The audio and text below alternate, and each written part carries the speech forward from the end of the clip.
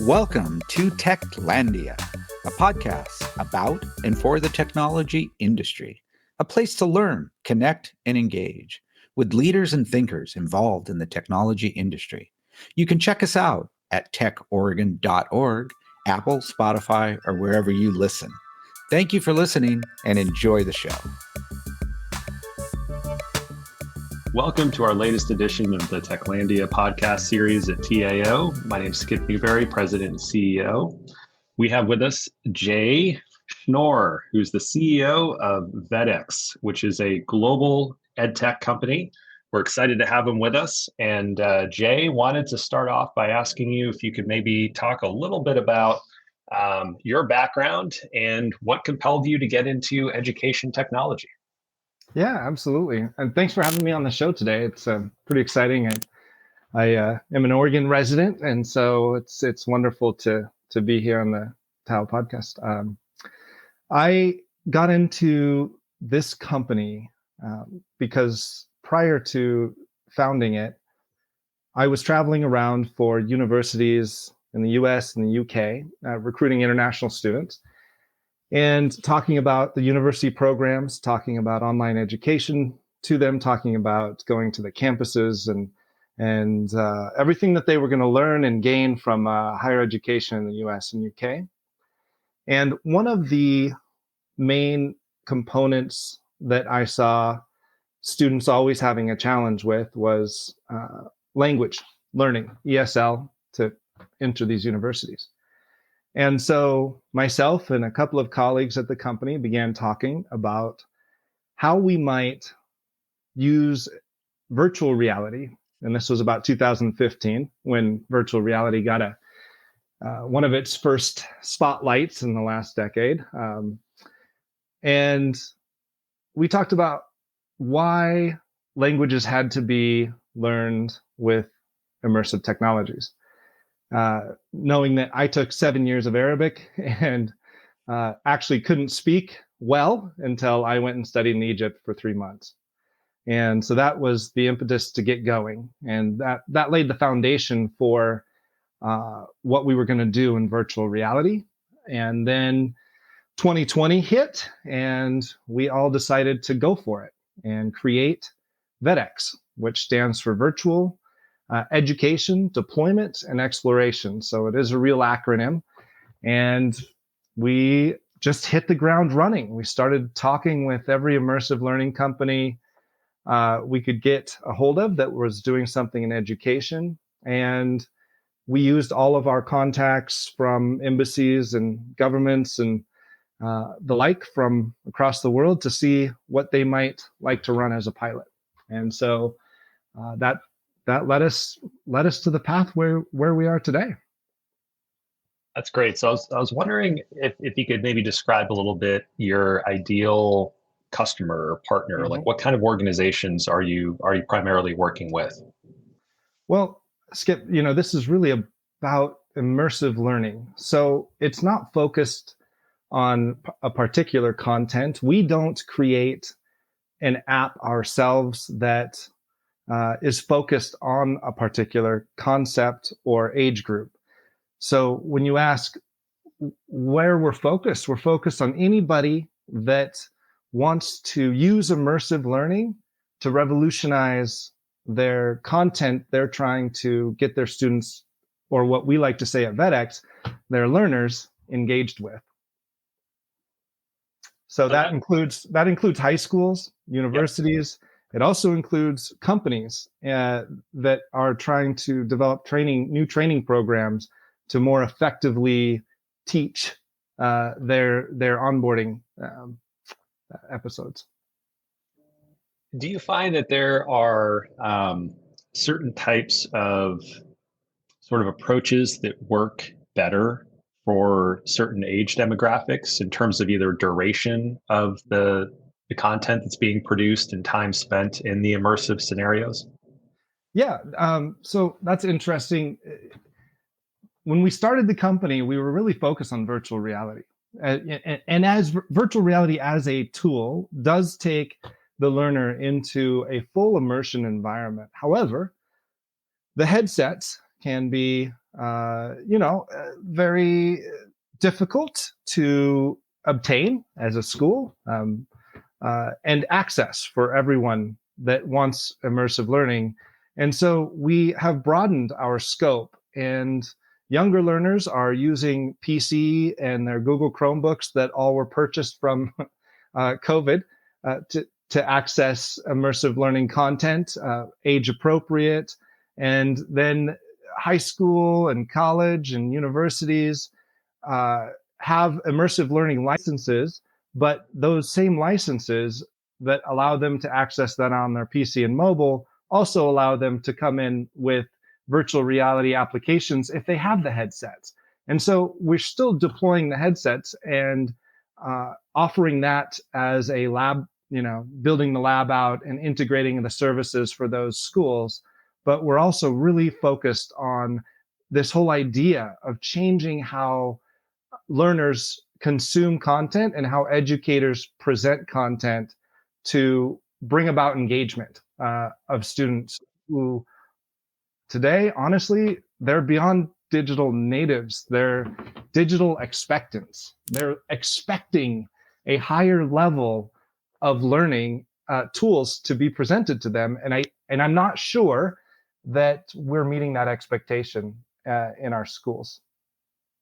I think it's fascinating that you started the company, before the pandemic and really kind of found your fit, as it were, in 2020. Right at the outset. And as everything went, digital, and people felt like they were more disconnected, I think, than ever before, from friends, from family, from their networks. And so I'm wondering if there's an opportunity for you to maybe share a little bit about where you saw education, especially in the US, before the pandemic versus what does it look like, or what should it look like now today? Like what's changed, and then what are you looking for in the future as you march ahead with Vedex? Yeah, great question. Pre-pandemic, education was following all the same structures it had since the Industrial Revolution. Desks in rows, chairs, tables, a lecturer or a teacher up front in power, students soaking in the information they could, and online learning, virtual learning, before pre-COVID, tried to make a footprint. And I don't know, Skip, if you ever had a chance pre-COVID to take any online learning classes, but so much of it was asynchronous and using technologies that were a bit awkward, with cameras and the like. COVID was like a giant rupture or earthquake in all of it. It remashed and mixed, and now we had to figure out virtual solutions. We had to throw educators literally at technology and try to get them to use it, oftentimes with poor results. And we come out of COVID with a lot of educators that left during that time because it was impossible to teach and engage with their students the way they did pre-COVID in a classroom. And so now we're still in this hangover phase of COVID, right? A lot of educators, when you talk to them about any type of, virtual education at this point, almost stiffen up and, I don't want to go back to that, or that was too much. And they're still sort of recovering from that forced use of it for, a year and a half in a lot of places. And it's a big opportunity, actually, right now to change the entire educational system and the engagement, because you also have students, learners that were learning at home virtually and are now forced back into the schools over this last year. And many of them wanted to go back. Obviously, there were a lot of social and emotional issues during COVID. Again, a rupture and almost the uninterrupted string of education we've had over the last few hundred years. So now we look forward and we look at what's next. Vedex, our company, I want to be at the forefront of shaping as we speak with educators and ask them what they want, and we speak with schools, and we speak with the learners that are going through the classes and some of our pilots. What's most exciting? And we have an opportunity to really offer a more personalized education with immersive content. And so I see it as a new beginning for us all as a society, as a globe, to re-engage with the questions of how do we best integrate context and learning for our future generations. I think that's a really, really interesting point you made about more individualized or tailored education, right? Because right now, a lot of public education in the United States is kind of focused on kind of the mean or average, and trying to reach as many kids as possible, with kind of a one-to-many approach, right, in terms of presentation and materials and everything else. And I was talking, I just before this, I came from a roundtable that was organized in part with Oregon Business Magazine, talking about AI, right, in the future, and what does that hold for us? And there were a couple of educators in the room. One was a law professor, and the other was a K through 12 teacher. And the K through 12 teacher said that one thing that he's hopeful about in terms of AI is the prospect of more personalized instruction for students in the classroom in a very efficient way, right? So it's not a teacher having to create 30 different personalized plans and approaches and instruction and then deliver it. Some of that can be done with a coaching element, with the AI tools. And I'm wondering, first off, are you seeing an opportunity with some of the solutions you're developing to get it more of a personalized or individualized instruction? And I was also wondering if you could maybe talk a little bit about where you see AI changing the educational paradigm yet again. Here we are barely out of, or whatever phase we're in with COVID, and everything's upended again. Yeah, I was a little hesitant to touch on AI since that seems to be the hot point of all discussions today, but as it should be, because we are moving at such an incredible pace. And I'm not sure most of the society realizes how fast this transformation is taking place. I think they feel it and they see clips, news clips, etc. But what AI is going to allow us to do in terms of saving time and creation. And when we think about immersive learning, right, it's pre-AI, you had to develop these environments with code and each one became static. But post-AI, our partnership that we just announced today with Eon Reality, post-AI, there's a opportunity for that personalized learning and content creation, not just by the educators. We've always looked to the teachers, create your lesson plans. My wife was a teacher. I remember her back in the day, her lesson plan books, the 3-ring binders, they put their lesson plans together and everything was on them to deliver this. But we can start having our learners partake in that same process. So now we have learners and educators working together to reach the ultimate end goal, which is coming into society, understanding history and science and math and engineering and obviously being prepared for the next job market, which is changing before our eyes with AI. I mean, AI is going to make a lot of processes more efficient, but that also means cutting out a lot of jobs that we thought might have been there pre-release.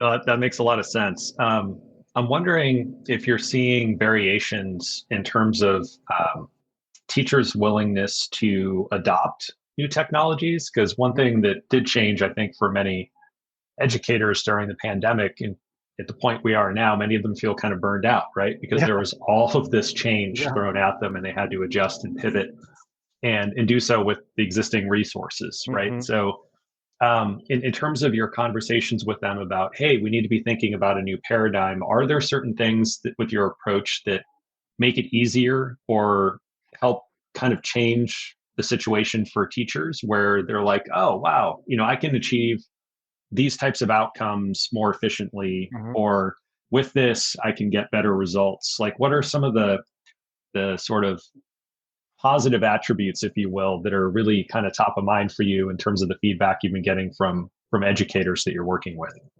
Yeah, I mean, one of the reasons we switched from specifically a VR focus up to an immersive learning focus, it was access, and not just access by learners, but access by the educators that you're speaking about. Because managing, whether it's laptops, Chromebooks, any technology in a school is intense. And I've watched it fail again and again because you've got all this hardware that you have to make sure works. And I think it's important to have access to that hardware, but you can't depend on it. So I think, to your question, a lot of educators are wary of technology coming into their system after COVID because they're still catching up, honestly, with making sure they're managing the Chromebooks that everybody got and using those effectively in the classroom. And so to add another technology, virtual reality or AI, it just seems a lot. And the educators are feeling that. And I think one of the most important people that we have in our Vedex network are the educators that are not technologically savvy. I approach them and say, what do you think of this? Is this an easier tool? Because Skip, really at the end of the day, in order for immersive learning to be adopted by educators, it has to be easy. It has to be easy to create content for the learners that aligns with their standards they have to meet. And it has to be easy for the learners to consume it with the hardware they already have, which is cell phones, Chromebooks, PCs. And then the school can add a virtual reality lab onto that. But the educators that aren't really excited about that can continue to use the Chromebooks that everybody is actually using today. And so their reluctance is overcome when they see that they can literally give a voice command and say, create me a history lesson based during World War II, make the scene Normandy, and make it last 5 minutes. And here's the 3 learning objectives. And that entire thing can be created now in less than 10 minutes. And that's pretty amazing because once that's created, it can be saved and put up in a library. And as I was saying earlier, I don't know if I had said it here, but that I would like to see a national archive of immersive learning someday. Like, that's really at the end of this whole journey and adventure over the next decade I'm going to pursue, is an immersive learning library in our national archives to experience all of this. So long-winded answer to educators are reluctant, but we have to show them how easy it can be.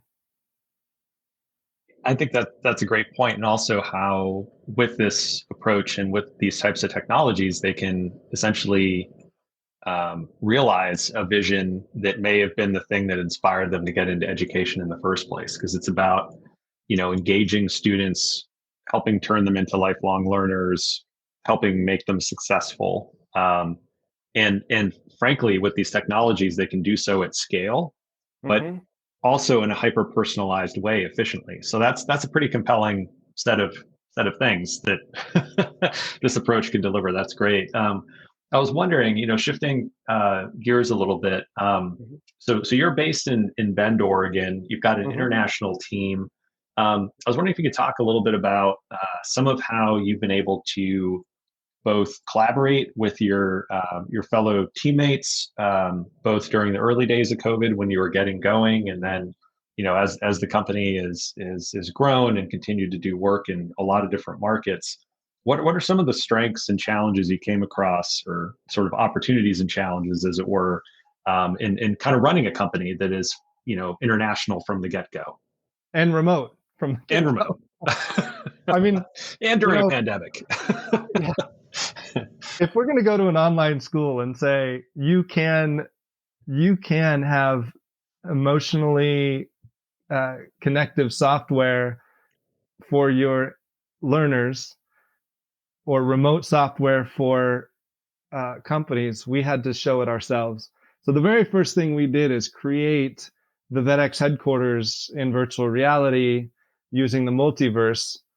And so we have met there, especially during COVID, we met there a lot, literally around the virtual reality boardroom. And we really did feel like we were there. And in fact, many of us left when you take the virtual reality headset off, you transport back to your physical space, and it does really feel like you were somewhere else, breathing and talking with your uh, colleagues in Bogota and Turkey and Spain, which is where all of our colleagues were in the beginning. Panama, Ecuador, Florida. These are all the different posts that we have. Brazil.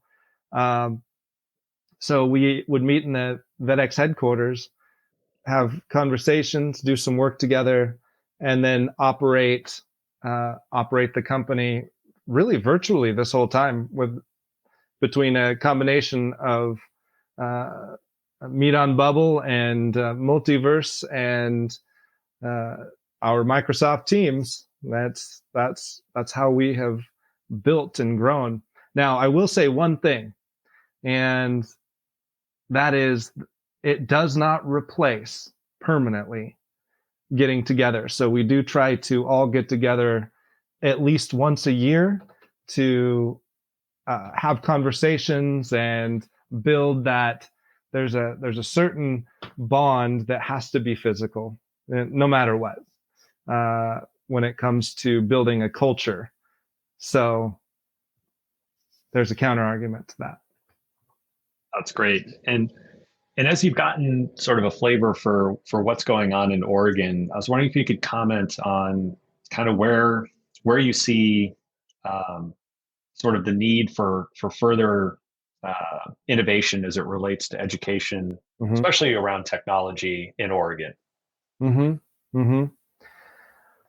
Interesting. A couple of interesting comments there. I was flabbergasted last year, or beginning of this year, I think, when it came out that computer science ranking of Oregon high schools, I believe, was last in the nation. When we're nestled between Washington or Seattle and San Francisco, and what we like to call the Silicon Forest here in Oregon, it blew my mind that we weren't on the top of that list. And so I reached out to a few of the computer science teachers here in Oregon. And in addition to having a national archive as a dream, here at the state level, I would like to see an Oregon Student Coders Association, because ultimately I would love to have my development team here in Oregon helping create content, working with our partners to, facilitate the system integration of that immersive learning for schools, etc. So, yeah, as far as the future of Oregon, we need to focus on a curriculum for computer science. We need to focus on access, because a lot of the learners I've talked to here in Oregon, especially if it's a rural school and they don't have budget for a computer science program, per se, how do these kids, besides their own passion, learn coding? And when we look to the future as a state, you've got to see, everybody's got to see that fundamentals of computer science are as base as learning geometry if we're going to succeed in the future with technology and coding. That's a really, really excellent point. I mean, it's one of those things where there are obviously economic opportunities that come with having that skill set and that knowledge base, but also just thinking more broadly is technology becomes so much more pervasive in our society. And you look at, the makeup of Congress, for example, and it's started. yeah, and then you start to think, as a society, as informed voters, how important is it that we have at least a basic understanding that's, across the board, across the population about, how software works. Right. What are the component parts to AI? Cybersecurity basics. Cybersecurity basics. Let's just start there. Exactly. Well, I've really enjoyed this conversation, Jay. I feel like we could have gone in a number of different other directions as well, but want to be respectful of your time and appreciate your willingness to spend some time with us and sharing your insight, talking a little bit about what you're seeing in the education space, and also sharing a little bit more about the really cool work that you're doing, the impactful work you're doing, and your team at Vedex. So we're pleased to have you involved, and you're an asset to the community here in Oregon. So thank you. Thanks, Skip. I really appreciate that. And I'd love to, just kind of do a shout out to every educator in the world listening. Immersive learning literally changes how your students get excited. And if you can spark excitement in learning early, as every educator knows, then curiosity just blossoms, and you have to do a whole lot less work in the classroom when your learners are curious. And if they're creating content that they're teaching to each other, well, that is absolutely the best way to learn. So come talk to us about immersive learning. Well said. Thank you, Jay. Okay, thanks, Skip. I really appreciate it.